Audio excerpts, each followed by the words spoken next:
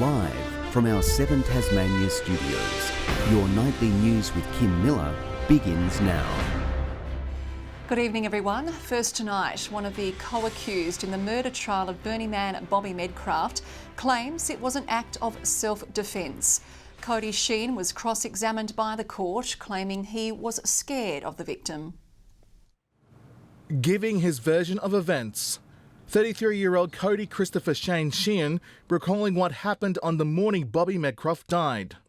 Questioned by his lawyer Greg Richardson, he says it started when a friend called him worried and scared about people outside his house threatening him. When Sheehan arrived, he saw Mr. Medcraft in the driveway. He came straight at me, Mr. Sheehan told the jury, also claiming Mr. Medcraft ripped off his shirt. He was very angry. He wants to fight Lucas for some reason. Mr. Sheehan, referring to Lucas Ford, another co-accused. Police told all parties to break it up, but that was short-lived. After another phone call from Mr. Ford and a subsequent car chase to Ritchie Avenue, Mr. Sheehan claims he had heard Mr. Ford getting stabbed.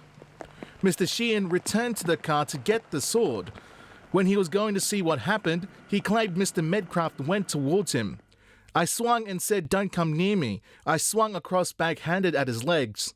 Mr. Sheehan was cross-examined by the prosecution, who asked him why he went along with the group despite claiming he was scared. I had to do something, Mr. Sheehan said. I didn't realise I struck him. It all happened so quickly. Also claiming he wasn't aware how sharp the sword was. Prosecution suggested Mr. Sheehan lied in police interviews, claims the accused denies, also raising doubts about Mr. Sheehan's claims he remembered vital details in the incident in dreams. Closing arguments will begin next week. Mark Zeta, 7 Tasmania News. Well, here, business groups are calling on the state government to provide assistance with energy costs. Those on market energy contracts face steep rises when their terms end. Hidden in Battery Point is a hydroponic herb house. Here, garnish and greenery grow in perfect conditions. The plants don't have to compete with any diseases or wind or rain or frost, so therefore they're getting the best possible advantage in life. Energy is among their highest costs, like many businesses. Medium and high energy users can't access the cheapest standing tariff. They buy their power on contracts. And right now, prices are skyrocketing for those who need new contracts. Unfortunately, those bigger customers have got no choice but to face a tripling of their commodity cost in their new contracts. From 2017 to 2019, the state government provided energy rebates to help businesses with high costs. That action cost $35 million. Mark White from Goanna Energy says it could be done this time for around $20 million. Therefore, we're talking about serious risk to ongoing businesses, and therefore we think the time is right to intervene in the local market. 4,000 small businesses could be affected by rising contract prices. The government could also lift the limit on the amount of energy businesses can use while remaining on the tariff rate. What the government could do is lift that ceiling and make it 160, 70 or 180 megawatt hours as the minimum, and those small businesses that are on the cusp could be brought into a regulated price, which would be fantastic. I'm actively advocating with the Energy Minister for small businesses. What that might look like, we don't know yet, but that conversation is underway. Charged with finding a solution to our power problems. Josh Duggan, 7 Tasmania News. In developing news this evening, TT Line has suspended carrying livestock in the fallout of the Polo Ponies decision. It's a blow to the state's racing industry, with the Spirit of Tasmania the main route of transporting horses across Bass Strait. Trainer David Wishaw says it's a devastating blow with the Spring Racing Carnival in full swing and breeding season upcoming. TT Line has declined to comment on the situation. A Tasmanian Member of Parliament is being investigated by the Integrity Commission over a conflict of interest. The body's annual report reveals the existence of assessment loyalty, which was accepted for investigation. It involves an allegation of failure to declare and manage conflicts of interests when making policy and expenditure decisions. It's unclear who the MP is. The Greens have blasted statistics laid out in the Department of Health's annual report, calling for extra funding. Several KPIs relating to elective surgery were missed, while ED waiting times blew out and ramping increased. People who need life-saving care need to have an ambulance on time. They need to not wait in an ambulance outside an emergency department. The state government has called for extra hospital funding from the federal government. Labor's Josh Willey says the Education Annual Report shows worrying changes to development reporting. A change will be made to how the kinder development check will be reported after the percentage of students passing dropped by more than 10% since 2014. And instead of looking at the root causes of this, the government is deciding to change the reporting guidelines so that in future years the figures will be inflated. The old method did not align with early learning framework and curriculum, according to government documents prepared last year. Hobart renters are continuing the battle to the lowest vacancy rate in the nation, despite more stock being made available. Experts say fewer investors in the local market has amplified the problem, with properties being snapped up quicker than ever. Buckling under high demand, securing four walls has become the ultimate fight for Tasmanians. We've got critically low supplies and it's just not improving from a tenancy point of view. Hobart remains a capital city with limited options. The latest PropTrack data revealing the significant squeeze, with just 0.9% of properties vacant last month. The census was just released only the other week, showing our population had increased 9%, but building had only increased by 7%. So we've got more people coming and living in Tasmania, and they all need homes to live in. A drop in investors buying in has seen the market remain extremely tight, something experts warn will take time to mend. As a result of these interest rate rises, have actually rethought their position about what they want to buy, what yields they're after. The solution to the current situation lies in more supply or less demand, or a combination of both. But either way, housing advocates say more immediate solutions need to be prioritised. What we need to do is make sure that we can have really planned out policy around our population growth, our tourism growth, that we're ensuring that we have a housing impact in all of those key areas. Advocates now putting their faith in a landmark agreement between every level of government, announced in this week's budget to build 1 million homes over 5 years. We know more needs to be done. We are concerned about it. It impacts all of us, and we all have a right to be safe in a good home. Grace Evans, 7 Tasmania News. Anna Reynolds is set to continue as Hobart's Lord Mayor for another 4 years. Reporter John Hunt joins us now. John, the count went down to the wire. It did, Kim. There were 8 candidates running for the job, with preference flows critical in deciding who won. Ms Reynolds was first elected in 2018 and will now get another term in the role. She held off a challenge from rival John Kelly over 7 rounds of counting. A flow of preferences from Louise Elliott on the last distribution today saw her secure around 53% of the vote. The City of Hobart was the last in the region to finalise its mayors. In Clarence, Brendan Blomley is the new mayor, defeating political rival Tony Mulder by a slim margin. Former State MP Paul O'Reilly will continue in Kingborough after securing 60% of the vote, while Beck Thomas was comfortably re-elected in Glenorchy in the first round of voting. And Kim counting is continuing with Deputy Mayor and Council races still to be decided. The City of Hobart's elector poll on UTAS's move to Hobart CBD is also yet to be counted. Okay, thank you very much for the update there, John. A vital link to the far northwest won't be fully open at this weekend, as was hoped earlier this week. Engineers have found more support is needed for a damaged pier on the Cam River Bridge. It has been reduced to 1 lane since last Thursday. The public is being encouraged to use free bus services in a bid to reduce traffic on the bridge. It's hoped it will reopen early next week. And 1 lane of the Elephant Pass on the state's east coast has been closed. The department says a short section of road has cracks which may pose a risk to travellers. A reduced speed limit is also in place. It comes after St Mary's Pass was closed earlier this week due to a rockfall. A tool shed at the back of a Hobart school has been transformed into a mini gym, helping children with a disability get ready to learn. The Southern Support School unveiling a brand new engine room filled with equipment and activities designed to help with students' sensory systems. Giving children living with a disability the chance to get into the swing of things. Students at Southern Support School in Hobart now able to benefit from access to what's been described as a mini gym. This room allows them to be regulated to engage in their learning. Many of our students have autism, some have Down syndrome, many have medical conditions. A former tool shed, now an engine room, filled with padding, pillows, mats and a swing. Students spend 15 minutes each day engaging in high-impact activities, followed by a cool-down. There'll be loud music, they'll jump around, have a great time.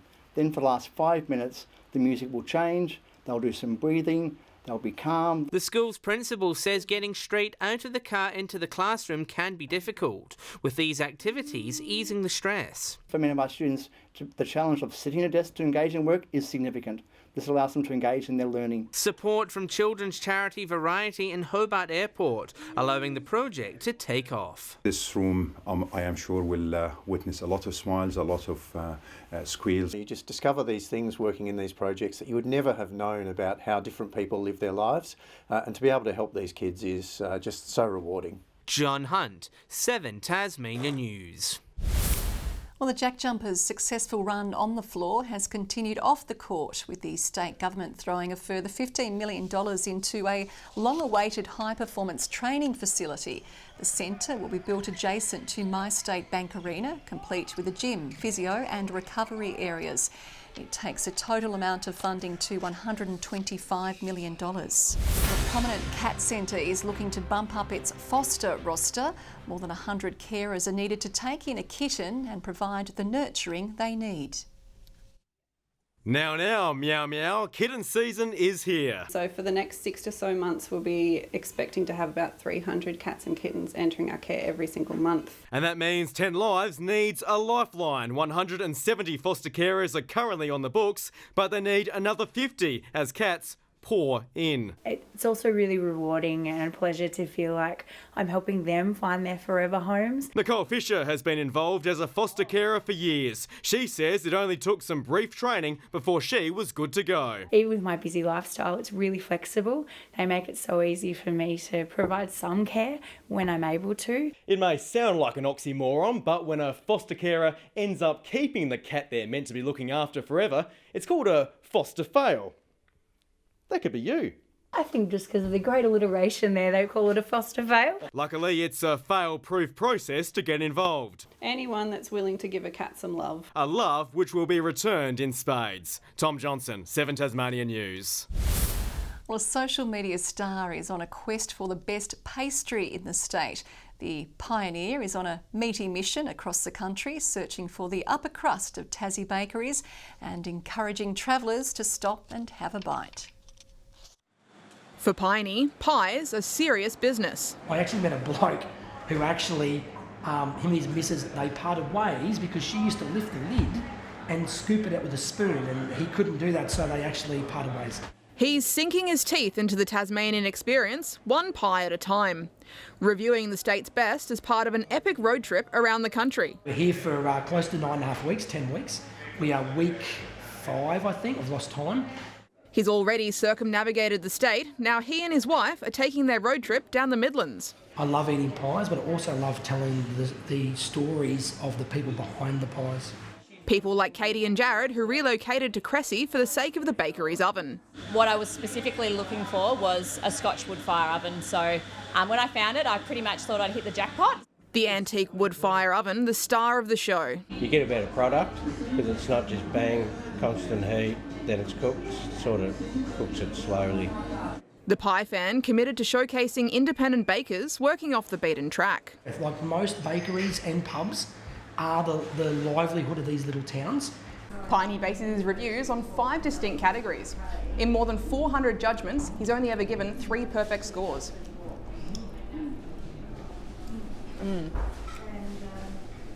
That's good. Another perfect pie might be just around the corner. Annie Green, 7 Tasmania News.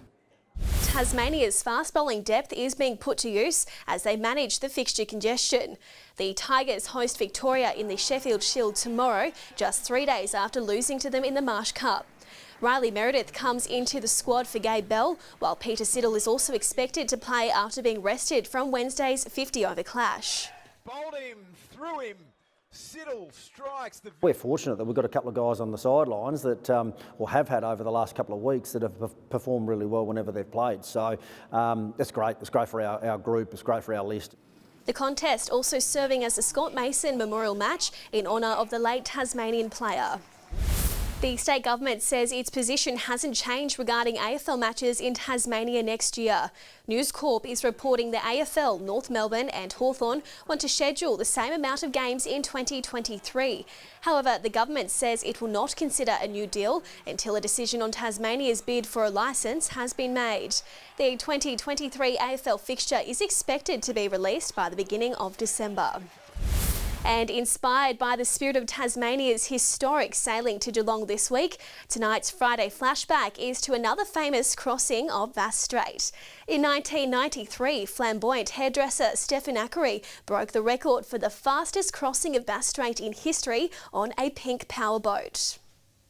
6 letters. Hey, your hair looks great. It's Stefan. What? Hey, your hair looks great. Oh, thanks. No, Stefan. Yes, Stefan. Oh, Stefan. Thanks. Stefan. Stephen Ackery, a name embodying the era, a Lebanese migrant who made his fortune through a chain of hairdressing salons and lived large on the Gold Coast. But to Tasmanians, he became a household name not from his perms, but his pink powerboat, nicknamed the Flying Shampoo. You cannot run a business without a good team, and you can't run a race team without good people. And the people Stephen has set off from St Kilda, headed for Low Head on a day forecast to be calm. What they got were 2.5 metre swells, causing the bright boat to launch through the waves. In the smoother parts, the Flying Shampoo reached speeds of 130 kilometres per hour. Crowds gathered on the Tasmanian side to see the entrance of Stephen and his team. They completed the journey in 5 hours and 33 minutes, breaking the previous record by an hour and a half. It's the worst waters I've ever been in. The boat encountered some damage from the rough trip across, not that it worried the successful crew. You know, I said when I left Melbourne, when God gives you a talent, you should use it. We're capable of doing it. We did it. Thanks to this genius guy. Thanks, mate. His $1 million boat didn't last forever. It sank off Auckland in New Zealand 3 years later after running into trouble during a race. But the record and the legacy of the high-speed hairdresser was assured. Stefan? Stefan! Stefan! Stefan. Tom, 7 Tasmania News. What a character. That's all in sport tonight, Kim. Tom or Stefan, or both. Thank you, McKenna. Good evening. 18 was the state's top in Burnie today, Launceston 17, 16 in Devonport, Hobart 15, 15 across Low Head and Grove, 17 in Ouse and Liaweenie 11. On the close-up shows widespread areas of low and mid-level cloud over Tasmania. Further out, thunderstorms are seen over inland WA and along the north of Queensland. Tomorrow, a low pressure centre lies over southern parts of WA, while a weak ridge moves over Queensland and New South Wales. West to southwesterly winds tomorrow 20 to 30 knots, swells up to 3 metres in the west and south and up to 1 metre in the north. A gale warning is current for the central north, Flinders Island and the east coast. A strong wind warning for the west coast, Banks Strait, Franklin Sound and the east coast. A flood warning is current for the Macquarie, South Esk, Meander, North Esk and Coal Rivers, and a flood watch for the Huon, Derwent and South East catchments. Tomorrow's forecast now: Hobart, a possible shower. Showers in Maydena, Oatlands 11. In the north, Launceston and Devonport 16. Showers and snow at times in Liaweenie. Burnie tomorrow, partly cloudy. Showers in Strawn, Marrawar 13. 16 in St Helens, Swansea cloudy and 15 in Orford. The UV forecast is mostly high 7s across the state. Looking ahead to the 3-day forecast now. Sunday, showers about the west extending statewide. Monday, showers more frequent about the north and west. And Tuesday, showers about the west with west to northwesterly winds. Capital cities 19 and showers in Perth tomorrow. Partly cloudy in Adelaide and 26 in Sydney.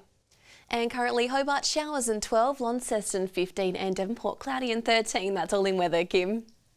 Thank you, Jackie, and that wraps up the news for tonight. Have a great weekend. See you on Monday. Good night.